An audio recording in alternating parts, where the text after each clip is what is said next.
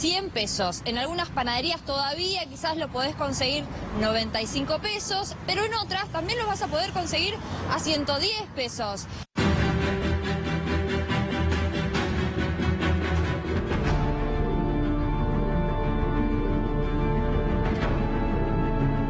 ¿Cuánto sale el pan? 100 pesos. Pero la gente ya no te pide por un kilo, te pide, me das 10 pesos, me das 20 pesos, me das 30 pesos, ya eso de pedir medio kilo, un kilo no, ya pasó a la historia. Hay gente que no puede y se lo regalamos directamente, porque vienen a pedir acá. Hay veces viene, sí, ahí viene gente más a pedir que a comprar, hay veces.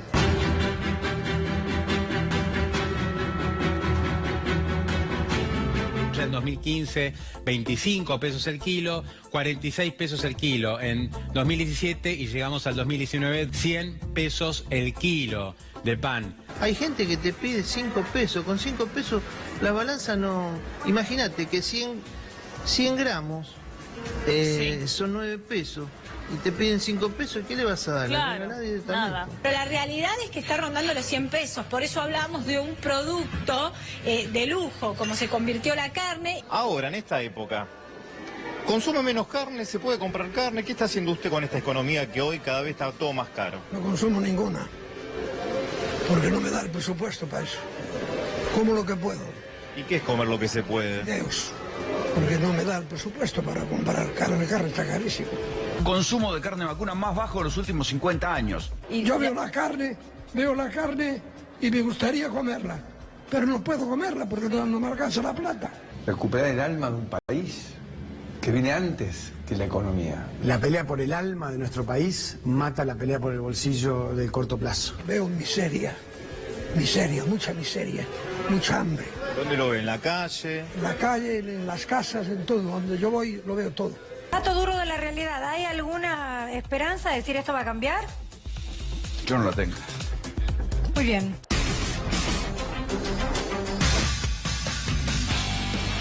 Muy buenas noches a todos, bienvenidos a ADN. Bueno, esto es lo que está pasando en Argentina, es reiterado, pero evidentemente cada vez se va profundizando más y la crisis cada vez pega más. Te voy a hablar un poquito de esto, del alimento, de esto que ha pasado a ser uno de los principales alimentos en Argentina desde que la carne es imposible, los lácteos ni hablar y las verduras, obviamente, cada vez peor. Esto es el principal alimento hoy de los argentinos porque hay un 30 y pico % de pobreza en nuestro país, según el INDEC de Macri. Ya que hablaban del INDEC anterior, bueno, también según el INDEC de Macri, hay un 30 y pico % de personas bajo la línea de la pobreza. Estamos hablando de 12 millones de personas, un poco más, casi 15 millones de personas. Siempre el neoliberalismo te ha hablado de que la responsabilidad de sus políticas económicas, las causas, las consecuencias, son o de gobiernos anteriores, gobiernos populistas. Después van porque, bueno, evidentemente algo habrá hecho, es decir, el responsable pasás a ser vos. Y eso ha pasado siempre, cada vez que le ha tocado una época neoliberal a nuestro país. Del 76, en los 90 con Carlos Menem, y ahora pasa exactamente lo mismo. Primero era la corrupción K, después que vos te aprovechabas de tu libertad. Te aprovechabas de la libertad de tener aire acondicionado, te aprovechabas de comer carne los domingos, te aprovechabas de comprar un auto en cuotas, un teléfono, una Smart TV. Vos te aprovechabas. No podías comprarlo en cuotas porque la Argentina era inviable. Eso no se puede hacer. Eso es el neoliberalismo. El neoliberalismo es retarte y culpabilizarte a vos de la situación. No ellos, no las políticas económicas. Las políticas económicas no tienen absolutamente nada que ver. El problema es que el neoliberalismo es más corrupto inclusive que el resto de los gobiernos, donde por lo menos hay distribución de la riqueza. El neoliberalismo concentra cada vez más la riqueza. En la Argentina, vos lo sabés cómo ha sido esa metodología. La metodología ha sido la misma. Medios de comunicación, justicia y política bancando eso y algunos empresarios por atrás. Pero te decía, el neoliberalismo es lo mismo en todo el mundo.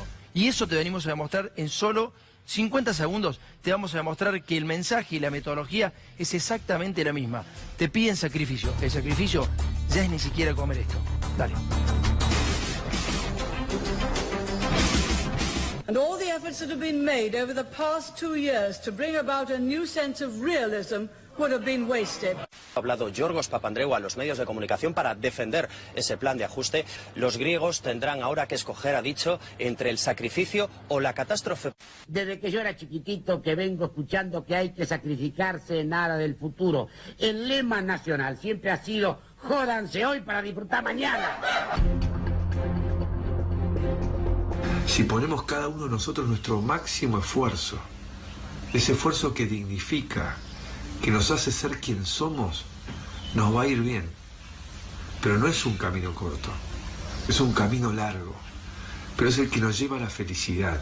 Este es el camino, por más que sea un camino muy complejo, duro, difícil, y que hay que seguir por el camino siendo persistentes para que todo este esfuerzo que hemos hecho los argentinos durante estos 3 años y medio tenga finalmente un resultado concreto. ¿Vamos a resolver nosotros? No. ¿Vamos a sufrir? Sí. Porque la libertad es un trabajo. Tenemos que seguir haciendo todos los esfuerzos para equilibrar las cuentas del Estado. Y también con la convicción de que si seguimos adelante... No, Tato, no. Lo único que nosotros le pedimos es un pequeño esfuerzo hoy para que mañana podamos tener la Argentina potencia con la que soñaron nuestros mayores. Si seguimos adelante, vamos a lograr esa Argentina que soñamos hace mucho, mucho tiempo.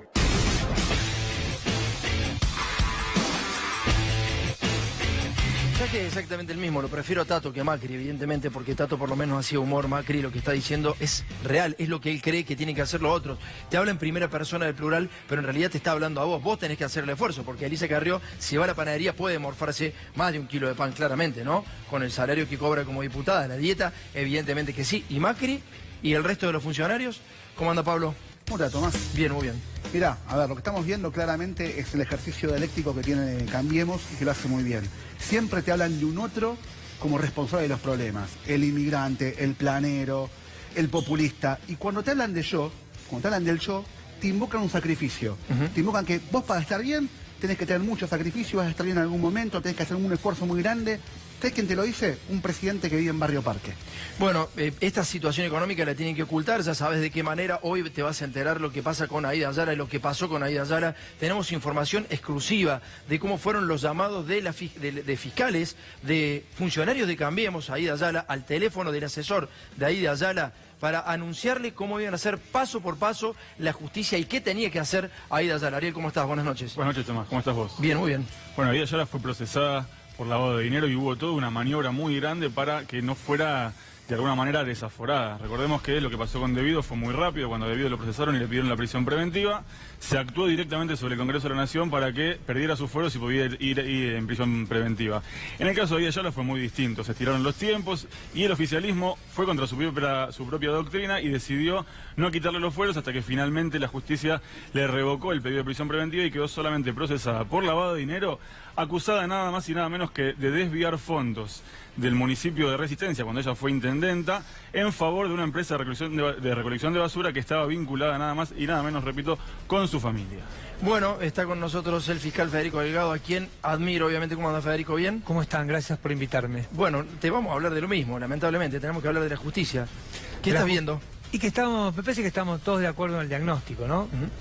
Que la justicia está mal, que funciona muy mal, y también estamos todos de acuerdo en que ninguna democracia puede vivir sin un sistema judicial creíble y razonablemente autónomo. Así que a mí me parece que, además de hacer catarsis y por ahí contar las frustraciones que todos sufrimos de parte del sistema judicial, también tenemos que pensar cómo salimos de esto, ¿no? Porque en este barco en la Argentina estamos todos y necesitamos un cuerpo de funcionarios que nos distinga lo bueno de lo malo, lo prohibido de lo permitido. Así que me parece que hay que empezar a pensar en esas cosas. ¿Hay que despartidizar a la justicia, hay que sacar a los partidos políticos que nombraron jueces, fiscales, lo que diga, o no? Para mí hay que hacer cosas adentro de la justicia y desde afuera de la justicia.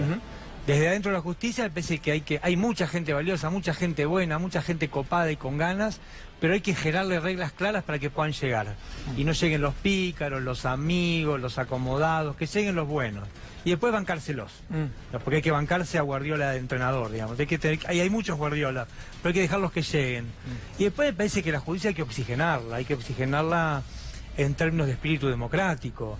Digamos, nosotros somos bastante reacios a la luz pública y hay que abrir muchas ventanas, que entre muchísima luz pública, y en ese sentido me parece que hay que democratizar mucho lo que es el proceso penal y hay que humanizar a los judiciales, a nosotros mismos. Tenemos que dejar de ser lo que muchas veces somos, máquinas que escribimos en papeles y escribimos sobre casos, y de verdad acercarnos a lo que tenemos, que son conflictos humanos. Me parece que por esos dos vectores me parece a mí, ¿no? Humildemente, hay que empezar a pensar y a trabajar para salir de esta meseta. Antes de meternos en lo de Aida Yala, te pregunto por sí o por no. ¿Pide en tu cabeza?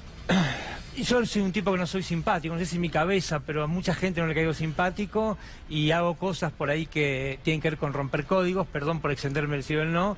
Entonces hay mucha gente que siempre tira demasiadas piedras y no debería tirar piedras. El más llamado código, digamos. Exactamente. El más llamado código. Así es. Perfecto, vamos a hablar de Aida Yala, por favor, Jorge, mostrarnos quién es Aida Yala para que nos pongamos en auto, digamos. Esta es la diputada nacional Aida Yala, fue funcionaria de la Secretaría de Asuntos Municipales de la Nación, su hija hoy es parte del gobierno de Cambiemos, justamente está Recalón, un ministerio, uno de los más importantes del gobierno, y la hija está casada con, o estuvo en realidad en pareja con el principal asesor de esta señora.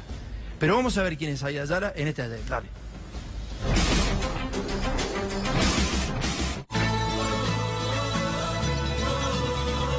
Bueno, mi sueño es que trabajemos juntos, porque la Argentina va a ser grande si las economías regionales se desarrollan.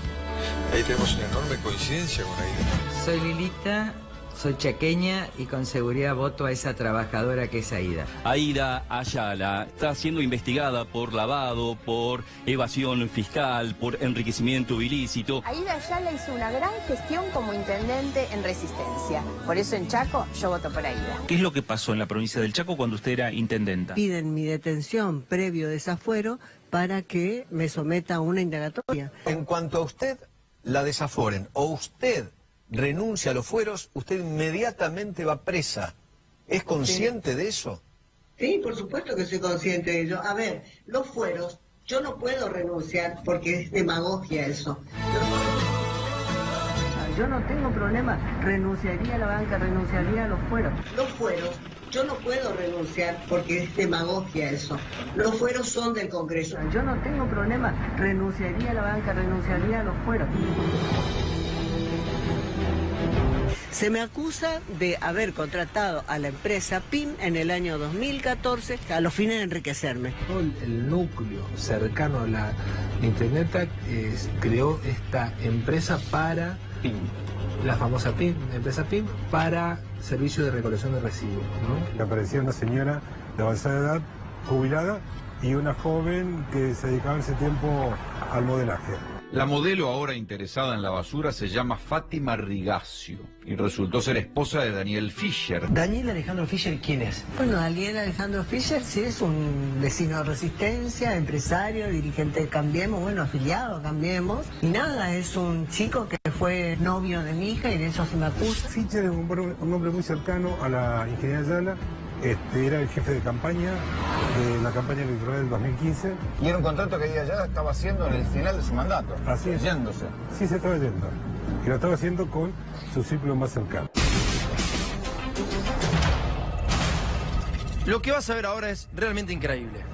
Vamos a ver qué hizo el gobierno para salvarla a Aida Ayala. Ya sabes, es una empresa que constituyó, o lo que dice el fiscal es que lo constituyó ella con externos, familiares y también con el dirigente de los municipales de Chaco. Constituyó una empresa antes de irse del gobierno. Esa empresa hacía recolección de residuos y estamos hablando de un monto aproximadamente entre 500 y 700 millones de pesos de aquel entonces. Bueno, vamos con el primer paño, por favor, Jorge.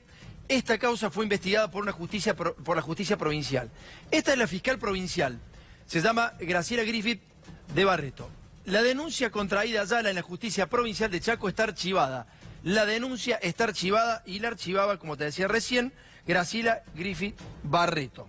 Acordate de este nombre y acordate de esta mujer que archivó la denuncia de esta señora Aida Ayala, porque recién Ariel Sack dijo que era por lavado de activos, pero en realidad hay 4 delitos más que también está investigándose por Aida Ayala. Es así, Ariel, ¿no? Son 4 delitos precedentes, digamos, al lavado de activos. Así es, son todas las maniobras que terminaron luego en el lavado de los activos que ella habría adquirido de manera ilegítima. Bueno, lo que vas a ir viendo ahora son algunos de los actores y ya empezás a ver lo que son las comunicaciones telefónicas que tuvo esta mujer con dirigentes de Cambiemos. Este es el asesor de Aida Ayala, que es el exnovio de su hija, que trabaja hoy en el gobierno nacional. Esta señorita trabaja en el gobierno nacional, tiene un alto cargo en un ministerio de la Nación y esta es Aida Ayala. Este señor es Matías Balmaceda Paiva. Y te lo digo porque este es el teléfono que secuestra Gendarmería y del cual vas a ver los mensajes que se mandaba con Aida. Vamos al próximo paño. Vamos al próximo paño. Esto es básicamente parte de lo que ha rescatado Gendarmería. Los participantes de la conversación que ahora vas a ver es Matías Paiva, el señor que veías recién, Graciela Griffith Barreto, la fiscal que había archivado la causa de Aída Ayala. Técnicamente, por favor, fiscal Delgado, ¿me puede decir qué quiere decir el archivo de una causa? El archivo de una causa quiere decir que no hay pruebas para seguir avanzando y queda una suerte de paralización. Bien, queda paralizada la causa según esa fiscal que ahora se va a comunicar el día que iban a hacer los allanamientos con el asesor de Aída Ayala. Le dice la fiscal, escucha esto, la fiscal que había archivado la causa al asesor de Aída Ayala, ¿dónde iban a hacer los allanamientos? Fíjate, estamos allanando y le da todas las direcciones y sigue largamente y le dice, mirá que cuidado, va a pasar esto. La fiscal que la había salvado, la fiscal de Cambiemos que la había salvado a Aída Ayala, le empieza a decir cuáles son las medidas que se van a tomar por parte de la justicia al asesor de Aída Ayala. ¿Esto puede pasar, Ariel? ¿Puede pasar que un fiscal le anuncie a la persona que va a ser allanada que la van a allanar? Y está cometiendo un delito, le está avisando que se prevenga porque lo van a investigar a fondo. Es decir, le pueden llegar a decir, por ejemplo, andate de tu casa o esconde aquello que tengas que no sea de origen lícito. Es decir, no, de ninguna manera puede haber un fiscal que le indique a un imputado que está por ser allanado. Si esto es así, fiscal Delgado, ¿qué delito podría ser? ¿En qué figura delictiva podría incurrir un fiscal? Es tremendo, es qué figura no podría ser, por ahí la pregunta, me parece a mí. Muchas figuras, incumplimientos funcionales, tráfico de influencias, etcétera. Es más fácil decir que no entraría por ahí que lo que entraría, es complicado. ¿A usted se le ocurriría como fiscal anunciarle a una persona que van a allanar pero no me sorprendió, yo escribí sobre esto muchos años. Sí. Lamentablemente son parte de las falencias que tiene la justicia, son estas interacciones que no son queridas ni previstas por la ley, pero que ocurren de hecho, pero son tremendas. Bueno, seguimos viendo el teléfono entonces de Matías Balmaceda, el asesor de Aída Ayala. La fiscal sigue, positivo, le dice, detención de Zampayo, una de las personas que estaba imputada en la causa de Aída, y familia federal. Matías le pregunta, ¿y Fischer? Es decir, el otro yerno de Aída Ayala, ¿y Fischer? Le pregunta a Matías a la fiscal, mirá la conversación, están haciendo las detenciones y ella le va diciendo, cuidado, positivo, vamos por este lado, vamos al próximo paño. Este es el teléfono del asesor de Aída Ayala. Y acá, esto es realmente tremendo, porque acá empiezan a jugar los dirigentes de Cambiemos. El abogado de Aída Ayala es Ricardo Gilavedra. Ricardo Gilavedra, un tipo que ama a la República. Si hay alguien que ama a la República es Ricardo Gilavedra. Escuchá lo que le dice. Le manda el mensaje a Matías para que se lo mande a Aída. Perdón, a Aída a Matías. Aída a Matías. Ricardo Gilavedra se lo manda a Aída y Aída se lo manda a Matías. Antes de que se resuelva tu situación procesal, luego de la indagatoria, debes insolventarte para evitar quedar atada a embargos que durarán en el tiempo. Eso le dice el abogado de Aída Ayala a Aída Ayala. Debes insolventarte. ¿Esto es un fraude fiscal, digamos, lo que están proponiendo? Esto es un fraude, pero además me parece que a mí me da pie para decir una cosa que me parece también interesante, que es que tenemos que discutir cómo enseñamos la abogacía y tenemos que discutir qué rol cumplen los colegios de abogados en la regulación de las actividades de los letrados, ¿no? Esa conversación por ahí está en un contexto, no sé bien, pero lo que está claro es que está mal, digamos, y en las facultades de Derecho nos enseñan a repetir leyes, a articular leyes, pero nos olvidan que esas leyes tienen componentes éticos y morales que hemos ido perdiendo con el paso del tiempo. Y lo mismo pasa con el ejercicio de la profesión. Y me parece que hacer una justicia en serio también requiere enseñar la abogacía de un modo y ejercerla de un modo, porque si no también sería injusto siempre caer sobre los funcionarios públicos, y la justicia es algo un poco más complejo que lo que hacen solamente jueces y fiscales. Los abogados son una parte necesaria de ese juego. Eso quiere decir, fiscal, insolventarse, quiere decir sacarse los bienes de su nombre para que no se lo sacarse los bienes de su nombre para evitar.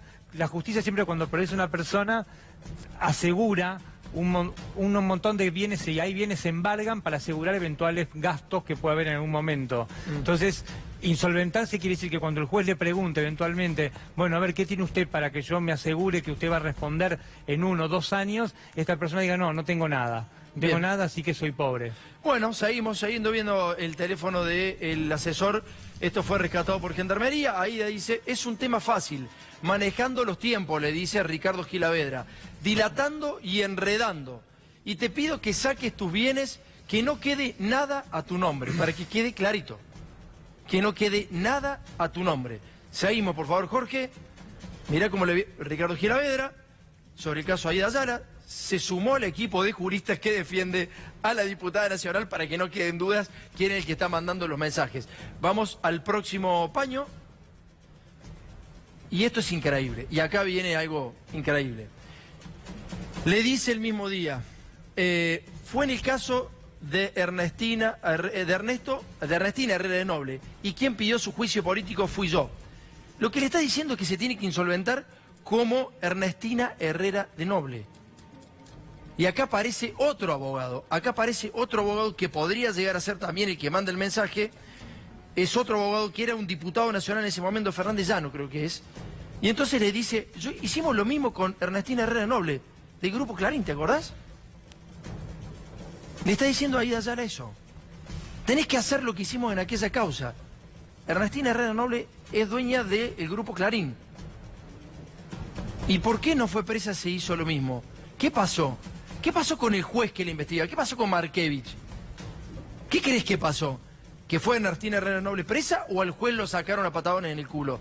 Después pensalo qué pasó. Y entonces le dice, después su abogado, presentate ya sorprendiendo, espontáneamente. Y mira lo que hace Aida Ayala. Y mira lo que hace Aida Ayala en el próximo paño. Presentación espontánea de Aida Ayala en el juzgado. Esta es la historia de la diputada nacional de Cambiemos. ¿Qué hubiera pasado si esta señora no hubiera sido de Cambiemos y hubiera sido kirchnerista? Uno se pregunta esto. ¿Te das cuenta que la justicia le avisó los allanamientos? Fue Gilavedra y le dijo insolventate, sacate todos los bienes de tu nombre y nadie está preso. Nadie está preso. ¿Qué le parece esto, fiscal? Bueno, a ustedes está bien que les extrañe y está bien que los horrorice, digamos, pero lamentablemente este caso tiene un componente simbólico que hace que llegue a la televisión. Pero en los casos de las personas invisibles, en los casos cotidianos, muchas veces los allanamientos se frustran porque algún pícaro pasa el dato. Muchas veces al juez le dicen el domicilio es 884 y resulta que era 882. Pero el pícaro era un fiscal el que le pasó el dato, no había un pícaro. Pasa muchísimas veces porque justamente las paredes de la justicia están agujereadas y la justicia tiene diálogos con personas con las que no debería tenerlo, que pueden ser empresarios, servicios de inteligencia, policías corruptos, abogados inescrupulosos, en fin. Por eso digo, me parece muy importante utilizar estos casos, además de la indignación que puede causar en términos morales o en términos de representación política, es empezar a pensar cómo hacer para que haya instituciones fuertes y que estas cosas no pasen más. Pablo. Bueno, la verdad que lo escucho a Federico y me cuesta escucharlo fuera del rango de una utopía, porque casi que estamos acostumbrados a que la justicia sea esto. Claro. Y que el problema termina siendo, vos hablás de personas invisibles, son siempre personas invisibles con un fuerte rango de poder. Sí. La justicia es prácticamente para el pobre y para personas sin poder, entonces. Claro. Basta ver las cárceles, digamos. Basta ver las cárceles, la población carcelaria, basta verla y podés tener un indicador fenomenal de a dónde llega la justicia, con qué intensidad llega y en base a qué delito llega. Nosotros hacíamos estadísticas, por ejemplo, de distribución de drogas en la capital federal y en los barrios de la zona sur había droga y de golpe en los barrios más altos los secuestros eran quizá un 30, un 40, a veces un 70% menos, digamos. Hay una perspectiva de clase en el derecho penal, obvio. Ontológicamente el derecho penal es el derecho que se aplica a los excluidos, a los pobres o a los enemigos del régimen. Dame eso una respuesta más histórico. ¿Qué quiere decir hay que ver solamente las cárceles? ¿Qué quiere decir eso? ¿Que solo hay pobres? Las cárceles están en general llenas de pobres.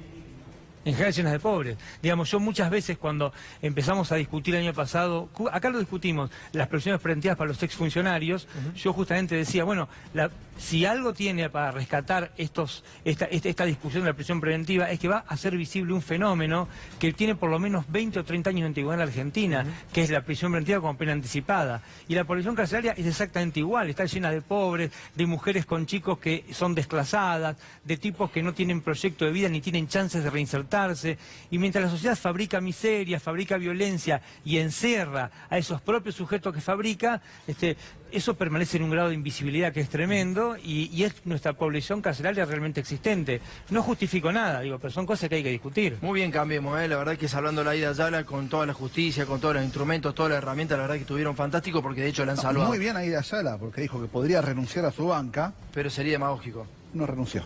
Y le pide a Cristina que renuncie a su fuero, ¿no? Es una cosa impresionante. Es que la discusión técnica, y por ahí el fiscal lo tiene más claro, la discusión técnica de los fueros es una discusión que da si se puede renunciar o no. Pero está claro que si alguien se quiere someter a la justicia en una cuestión, como dice el fiscal, ontológica, vinculada con los valores profundos de lo que estoy defendiendo, renuncia a la banca. No renunció. Ariel, ¿qué pasó con la Corte Suprema?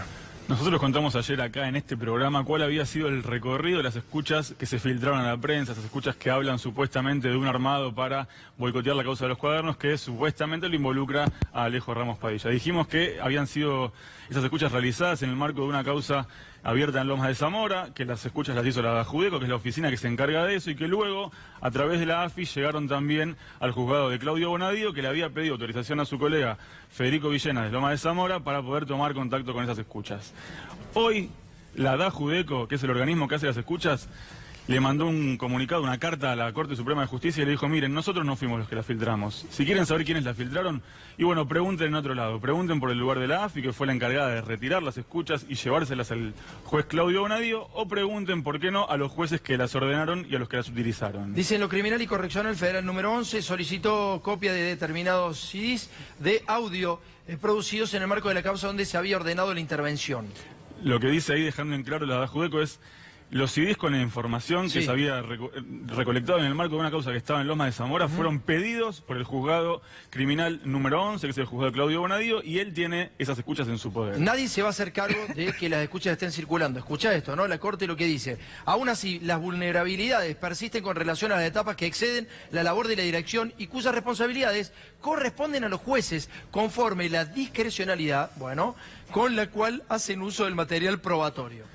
¿Por qué? Paso a explicarlo un poco más técnicamente. Dale. A la Judeco se le da un número de teléfono, se le dice intervéngalo, la Judeco le corre vista a las empresas telefónicas, la empresa le manda el material, la Judeco supuestamente no sabe qué hay adentro de ese material, no sabe quiénes son los que hablan, lo pone en un CD y se lo manda a los jueces. Entonces le dice, mientras está en la Judeco, ese material no se filtra, es imposible. No hay casi personas, no hay casi seres humanos que tomen contacto con eso, es todo mecánico. Ahora, quienes tienen un manejo discrecional de esta información pueden ser los jueces. Pregúntenle a ellos qué es lo que hacen con la información, que en este caso fue retirada de la Judeco por la AFI. Ahí te iba a preguntar, ¿por qué fue la AFI? Porque el juez que interviene en la causa designa una fuerza, un asistente de justicia, que se presente en la Judeco y lo lleve luego, o lo analice y lo lleve, o directamente lo traslade al juzgado. Puede ser una fuerza policial, o puede ser un organismo como en este caso ¿El es juzgado no lo recibe directamente? Porque no eso lo recibe.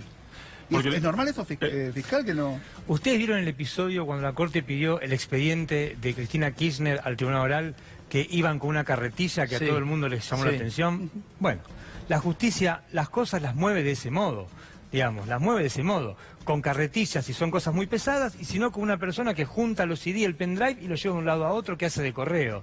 Digamos, eso es la justicia realmente existente que tenemos. Y esto es el juego del gato y el ratón, Ariel lo sabe bien. Yo no fui, la tuvo Tomás, la tuvo Federico, la tuvo Ariel, El tema complejo es, primero, ¿qué escuchamos? Segundo es, ¿qué cantidad de cosas escuchamos? Tercero es, ¿para qué escuchamos? Cuarto es, ¿qué hacemos con las escuchas?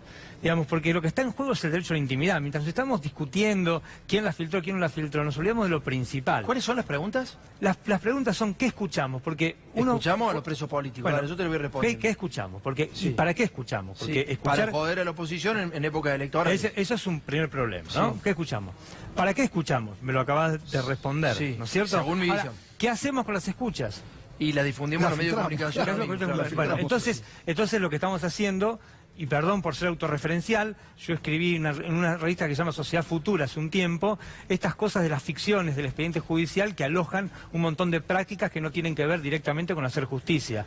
Porque si esa pregunta que ustedes me responden de este modo, que aparte es la percepción popular, algo estamos haciendo mal. Las escuchas tienen que ser algo muy restrictivo, en situaciones muy puntuales. Si yo quiero escuchar al señor Tomás Méndez, si soy juez, yo quiero saber si el señor Tomás Méndez vende drogas, todo lo que no sea directamente vinculado a un tráfico de drogas, yo tengo que eliminarlo. Y no debería ni escucharlo, porque además es sagrado el derecho a la intimidad. Claro. Es sagrado. Incluso los que a veces nosotros tenemos el morbo como ciudadanos, como espectadores, y lo escuchamos con cierta avidez, pero nos estamos pegando un tiro en los pies.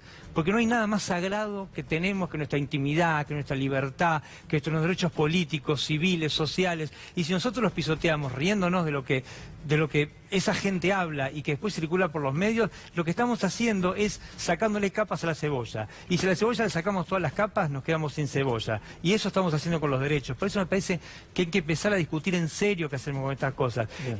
Es probable que nunca sepamos quién difundió estas escuchas. Porque incluso en medio... Pero ¿cómo va a decir eso? No, pero pasado por estas manos, digamos, perdón, que acaban de decir porque ustedes. incluso hablamos fuera del aire con Ariel, una discusión que no somos expertos ninguno de los dos en temas informáticos, pero yo sé que hay una especie de firmas digitales que tienen las escuchas, que hay códigos que se les pueden poner de manera tal que cualquier persona, cualquier escucha que circula, la pasa por una máquina y dice, esta escucha tiene tal código, se la di al señor José Pérez. Digamos, hay recaudos que se pueden tomar, Claro. y me parece que hay que empezar a discutir esas cosas, aplicar la tecnología para que nos proteja a nosotros, y no empezar a discutir si... A ver, si una vaca tiene trazabilidad, una Ahí vaca, está. un porcino tiene Ahí está. trazabilidad, un pollo tiene Ahí trazabilidad, está. ¿cómo no lo van a tener los Ahí elementos de está. esto, hermano? Ahí está. Son, Ahí está. No quiero decir la palabra, pero Ahí muchachos está. son mafiosos, hay una mafia tremenda. Ahí Es muy está. Hay que feo empezar a lo está discutir pasando. esas cosas. Bueno, digamos. es muy feo lo que está pasando. Gracias, fiscal, en serio, muchísimas A usted, gracias por placer. haber admirado como siempre, Placer. Muchas gracias. Vamos a hablar de Rosaski, ¿le parece? ¿Se acuerdan cuando Rosaski entró a la reunión con Garabano, que Garabano había negado la reunión con Rosaski, también con Fariña? Bueno, se ha juntado con varios agentes de AFI también. Después vamos a ir desentrañando con todas las reuniones que ha tenido Garabano y se van a dar cuenta que la situación es mucho más compleja de lo que uno cree. Bueno, vamos a rememorar esa reunión donde estaba Rosaski, donde estaba Garabano, el ministro de Justicia. Rosaski era juez en ese momento, Garabano ministro de Justicia. Estaba el vicepresidente del Consejo de la Magistratura. Y Rosaski ha habido con su abogado una reunión en donde básicamente lo iban a extorsionar para que se vaya de la justicia.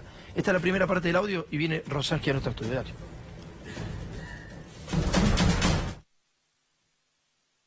Gracias por venir acá y bueno, yo te iba a hablar un momento antes con Ben, así que bueno, yo me pongo a disposición tuya. Durante 10 años por concurso y acá 15 y fui el primero asignado en esta etapa de concursos. Después de 5 años queriendo mejor y no puedo. Y eso es un montón de jueces, nosotros vamos a hacer esto con normalidad, con velocidad y con un mensaje, digamos, técnico y serio de no darle ninguna connotación o ningún valor. Por eso me puedo comprometer. Esa era la primera parte de la conversación que tuvo Garabano, que siempre negó Garabano. Si no hubiera sido por esa grabación, todos le hubiéramos creído al ministro, claramente. Uno siempre le cree y confía en sus funcionarios, mucho más un ministro de Justicia. Pero en este caso particular, el juez federal decidió grabar esa conversación extorsiva con el ministro y con gente del Consejo de la Magistratura. Así se maneja hoy la Argentina. Carlos, ¿cómo anda? Buenas noches. Hola, un placer, Tomás. Igualmente, Carlos, muchísimas gracias. Muchas gracias por estar. ¿Cómo fue esto? Bueno, puesto en contexto, esa reunión es el final, no es el comienzo. Y forma parte de algo mucho más amplio que no tiene que ver conmigo solo, sino con un grupo de gente que el Poder Ejecutivo decidió, el jefe del ministro, decidió en el comienzo de su mandato perseguir hasta lograr que se vayan determinados funcionarios y jueces y reemplazarlos por gente de su propia cosecha. O sea que ganaron los muchachos. Por ahora sí, pero es por ahora. Ellos han logrado que la Procuradora General de la Nación, ustedes piensen un segundo, Tomás, que si no hubieran logrado quebrar a la Procuradora General de la Nación, Gil Carbó, para que se fuera, estaría ella en lugar de Casal. Y Stornelli, no sé dónde estaría. ¿A dónde está? No, seguramente. ¿A dónde está? No. No, sin duda. Lo que pasa es que era prioridad para el nuevo Ejecutivo, para Mauricio Macri y su gente, era prioridad que se alejara Gil Carbó. La amenazaron, la presionaron, se fue. Y lo mismo hicieron con otros funcionarios. A vos te hicieron lo mismo, te amenazaron, te presionaron a través de medios de comunicación. Uno veía tu cabeza y de dos jueces más al lado, digamos, y los medios de comunicación jugando como si fuera básicamente un juego, un dibujo animado, y decían, bueno, este tipo se va a ir, en los próximos días acá está el podio de los que se van. O sea, digamos, era a través de los medios, a través de la justicia, como acabamos de ver, ¿y qué más te hacían? Se anunciaba en los medios, paralelamente venía, insisto, con un contexto anterior de muchísima presión, y sobre todo en el Consejo de la Magistratura, que es, digamos, el arma que ellos utilizan. Lo estamos viendo, bueno, con Alejo Ramos Padilla hoy. De modo que ellos tienen los elementos en el Consejo de la Magistratura, porque con el número, en el caso mío, en el caso de Freiler, tenían los números como para llegar a una destitución. Claro. En el caso mío no llegué a estar acusado siquiera, yo no llegué a estar acusado. Y en otros casos sí han llegado a estar acusados porque no hicieron a tiempo de irse. Porque no se resistieron. Recordemos un segundito, dale. Porque tanta información, por ahí que nos está viendo se pierde algo. Al juez la renuncia se la pide Garabano por demanda de Fariña. Por demanda de Leonardo Fariña. Sí, sí, y después recordemos que la persona que inicia la denuncia contra el juez hoy está ocupando su lugar, ¿no? La mandaron el pliego, por lo que contaba acá en este programa, se explicaba que estaba en el puesto 19, que también fue una operación que duró años, no meses, la subieron a la terna. O sea, la persona que usted lo denunció está ternada para reemplazarlo. Exactamente, pero además a partir de un fraude, porque en realidad lo que se mostró en este programa significa un fraude. Claro. Porque no tenía antecedentes académicos, la suben del puesto 19, está compitiendo con dos personas intachables, como son el doctor Boico y el doctor, el fiscal, Nogueira, sí, señor. Nogueira, con antecedentes impecables. Y termina el presidente, que yo creo que no va a prosperar en el Senado porque los senadores están alertados de esto, en parte por este mismo programa, y termina eligiendo el peor pliego. Y ese peor pliego tiene que ver con lo que yo decía antes, que me excede a mí, tiene que ver con el reemplazo de algunos jueces y funcionarios molestos y fiscales, y reemplazarlos por gente del PRO. Esto es lo que están haciendo, y ahí sí lo están haciendo por ahora con éxito. Está con nosotros Pedro Troglio. Un capo, un ídolo. Muchas gracias primero por venir. Un placer. En serio, muchas gracias por venir, Pedro. Bien. Te trajimos, ¿sabes por qué? Porque te hemos visto en varios tweets, un tipo profundo. Es raro ver dentro del deporte gente jugada, porque el deporte también es parte del sistema. Sí, es difícil decir lo que uno piensa, ¿no? Sí, lógico. A ver, primero tengo 53 años y creo que llegó un momento donde sentí la necesidad de decir algo y de hablar. No necesariamente por mi realidad, porque la realidad mía indica que yo podría vivir cómodo con cualquiera. Pero sí veo una realidad alrededor mío, vengo de muy abajo, y mi gente, mis amigos, toda la gente que me rodea, la veo padecer una situación muy complicada. Mis padres, por ejemplo, tienen 95 y 92 años. Yo creo que si no me tuvieran a mí, yo no sé si estuvieran bien. ¿Por qué? Y pues yo tengo una posibilidad financiera de poder sostener. ¿De qué viven esos? No, ellos son gente grande que han sido colectiveros, mi papá, mi mamá modista, pero que hoy con por ejemplo, la jubilación que cobra sería imposible tener las mujeres que yo sí puedo darle. Estarían seguramente en otro lugar. Entonces, ¿dónde podrían estar tus viejos si no te tuvieran? Yo creo que mis viejos no hubieran subsistido, tendrían que estar en un asilo de ancianos, porque sería imposible mantenerse con 15.000 pesos entre los dos que cobran. Entonces es muy difícil. Y sinceramente porque uno se da cuenta que hay una realidad que empieza a molestar. Bueno, lo que está pasando, que gracias a Dios uno puede manifestarlo, como puede hacer el juez de venir y manifestar lo que le está pasando, porque en otros lugares manifiestan otra cosa, o porque si no también, yo creo que también pasa mucho por la conducción. Cuando uno se siente bien conducido por alguien, no necesita meterse con el otro. Cuando vos estás mal conducido, es mejor defenestrar al otro. Y nunca me jugué, siempre fui peronista, siempre fui un tipo de una ideología única y nunca me metí por estos avatares del fútbol. Pero hoy creo que a veces hay que morir también probando un poco todo y metiéndose un poco en todo. Fíjate las dos posiciones, ¿no? La de un ex juez que se jugó absolutamente todo, en este caso particular, nos abrió los ojos a los argentinos, porque a raíz de eso después se hizo la investigación de cómo lo reemplazaron a Rosaschi. Rosaschi, recordé que le dictó la prisión, le extendió la prisión a Leo Fariña. Cuando Carlos se va durante una semana, viene el papá de la señora que lo estaba denunciando a él, el papá, y lo libera Fariña. y lo libera Fariña. Y entonces es ahí donde se produce después la reunión de Garabano, es ahí donde vienen los aprietes del gobierno nacional para sacar a una persona que no quería dejar libre a Fariña, que Fariña era un delincuente, pero ese delincuente después iba a ser el instrumento más importante en las distintas causas contra el gobierno anterior. Vemos la segunda parte de esa reunión y volvemos a hablar con Carlos. Dale.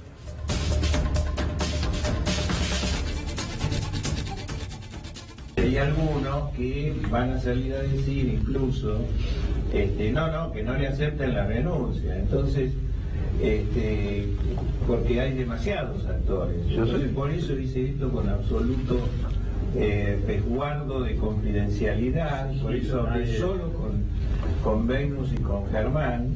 Pero ¿de qué estamos hablando? ¿De horas? Disculpame, yo lo que estoy diciendo... de la tarde, puede ser mañana. Pero es que en el momento... Pero si Luis... Yo lo que falta es una... Pero mi informalidad es correcta, de que no está protocolizado. Entonces, la gestión que yo no sabía cómo estaba haciendo esa gestión.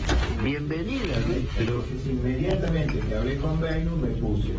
El trámite está concluido. Lo único que falta es que el trámite de la denuncia va a llevar un pedido de informes al Consejo de la Magistratura, un trámite que lleva acá y demás. Y en todo ese tiempo, además, el tema es que el Ministerio va a esperar a que esté asegurada tu cobro, porque tu jubilación ya está, ¿no? Tu cobro para que no te quedes colgado, nada más.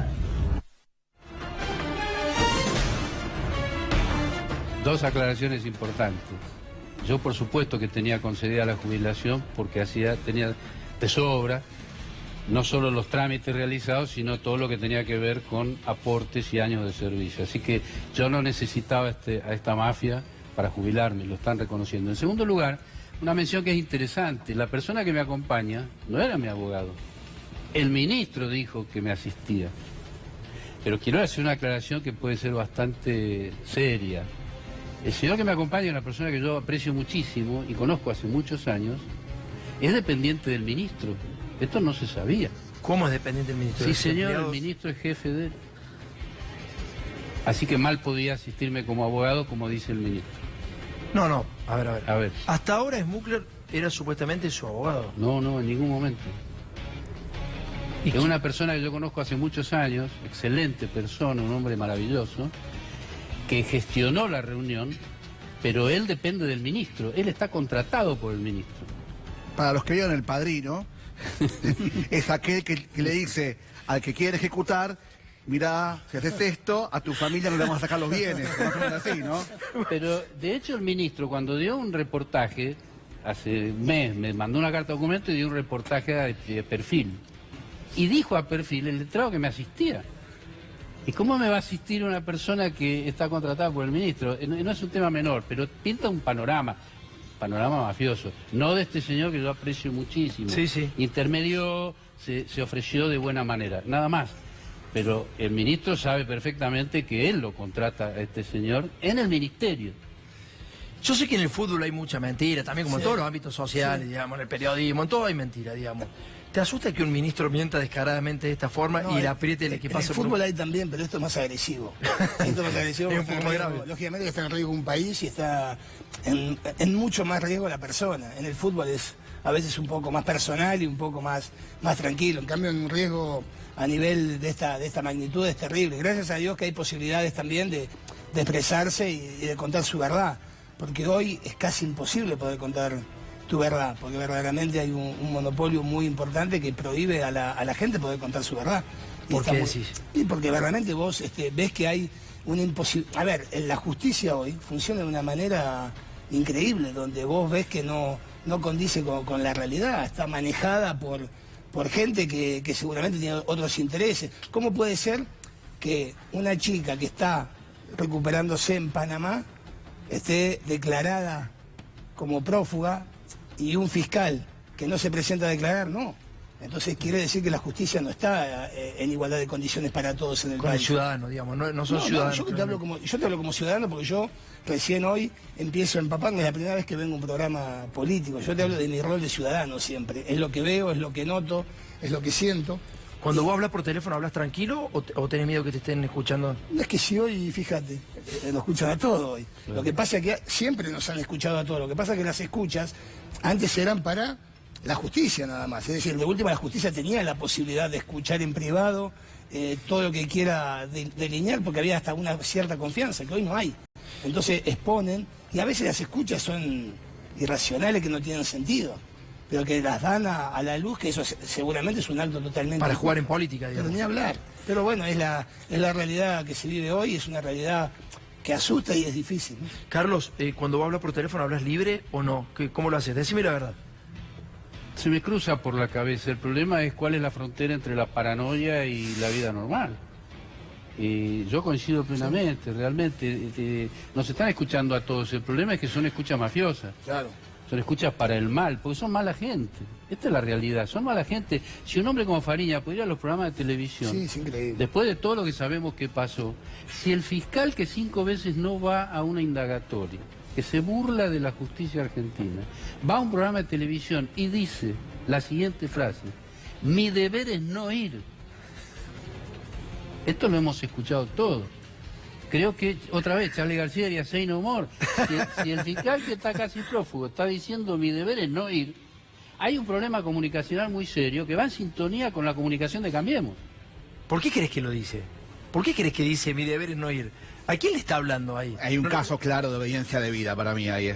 Sí, él está Para mí un sentado caso- al lado del presidente. Está viendo un deber, él tiene realmente un deber de no ir, hay que ver quién le da la orden. ¿Quién le da la orden? Sí. Claro. Sí. ¿Sí? ¿Te han ofrecido jugar en política o no?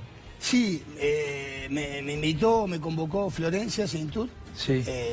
ahí en La Plata. La conozco a Florencia, sé que es una gran persona. Me invitó a acercarme desde el rol de ciudadano, desde el deporte, que bueno, que el deporte ha sido muy castigado en este tiempo.